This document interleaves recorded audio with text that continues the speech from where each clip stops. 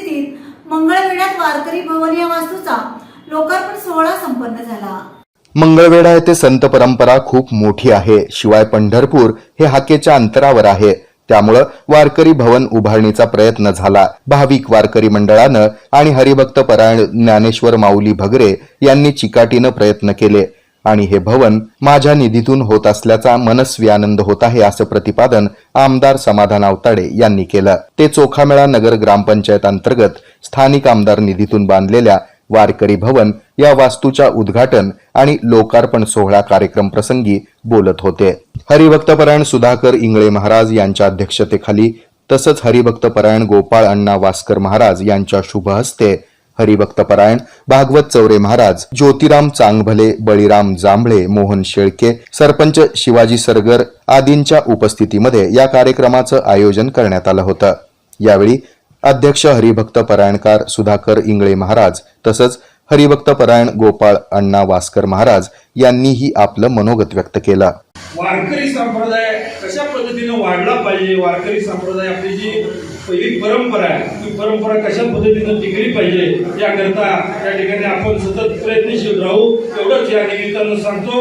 आणि ज्या ज्या यापुढे कुठल्याही गोष्टीला या ठिकाणी आज आतापर्यंत चोखामेळा नगरला 11 कोटीचा निधी 11 कोटीचा निधी संत चोखामेळा नगरला दिला आणि 29 कोटीची पिण्याच्या पाण्याची संत चोखामेळा आणि संत दामाजी नगर आणि आंधळगाव या 3 गावासाठी 29 कोटीची पिण्याच्या पाण्याची योजना या ठिकाणी आपण ती मंजूर केली। आता जवळपास या 1 महिन्यात 2 महिन्यात त्या टाकीमध्ये पाणी पडून त्याचं सुद्धा चोखामेळा, दामाजी नगर आणि आंधळगाव या 3 गावांना या ठिकाणी हक्काचं पाणी या ठिकाणी होऊन 29 कोटीची योजना झालेली आहे।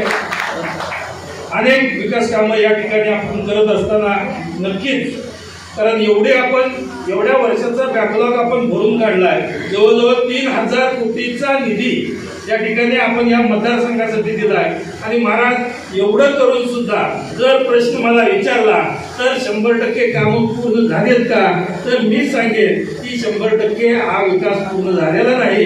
एवढ्या वर्षाचा बॅकलॉग आहे, या एवढ्या वर्षाचा बॅकलॉग या ठिकाणी आपल्याला भरून काढण्यासाठी नक्कीच अजून, कारण मला 3च वर्ष मिळाले।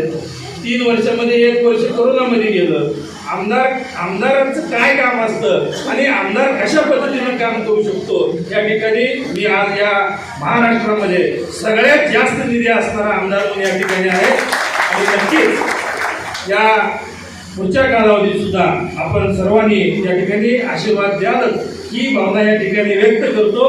या कार्यक्रमाचं प्रास्ताविक भीमराव मोरे यांनी केलं तर सूत्रसंचालन संतोष मिसाळ यांनी केलं। सुरुवातीला श्री संत दामाजी मंदिरापासून संत चोखामेळा नगर येथील वारकरी भवनापर्यंत बाल वारकरी दिंडी काढण्यात आली। तसंच दीप प्रज्वलन आणि प्रतिमा पूजनानं या कार्यक्रमाची सुरुवात करण्यात आली। या कार्यक्रमाच्या यशस्वीतेसाठी पर्वती अवताडे, हरिभक्त परायण ज्ञानेश्वर भगरे, अविनाश नांद्रेकर, हरिभक्त परायण निलेश गुजरे, हरिभक्त परायण संगीता अवताडे यांच्यासह अखिल भाविक वारकरी मंडळाचे पदाधिकारी तसंच संत चोखामेळा नगर ग्रामपंचायतीचे सदस्य यांनी परिश्रम घेतले। पसाय दानानं या कार्यक्रमाची सांगता करण्यात आली।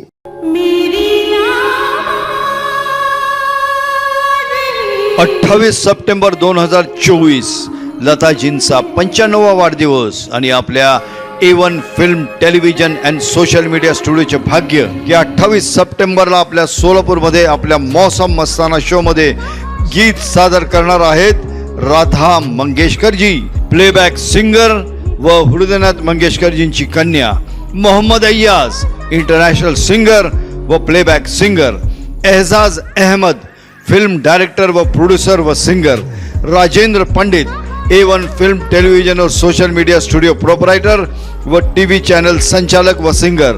स्पेशल फिमेल व्हॉइस मध्ये प्रसिद्ध singers Shivanya Pawar madam, Komal madam व पूनम लाडे मॅडम याबरोबरच A1 film television and social मीडियाचे प्रसिद्ध सिंगर्स या कार्यक्रमामध्ये भाग घेत आहेत। सर्व संगीत प्रेमी प्रेक्षकांनी संधीचा लाभ घ्यावा। तिकीट खरेदीसाठी संपर्क करा राजेंद्र पंडित 777-002-7869 व वसीम शेख 8888 991779. नका विसरूयात. 28 सप्टेंबर 2024 लता दीदींचा 95वा वाढदिवस. राधा मंगेशकरजींचं मौसम मस्ताना शो मध्ये आगमन.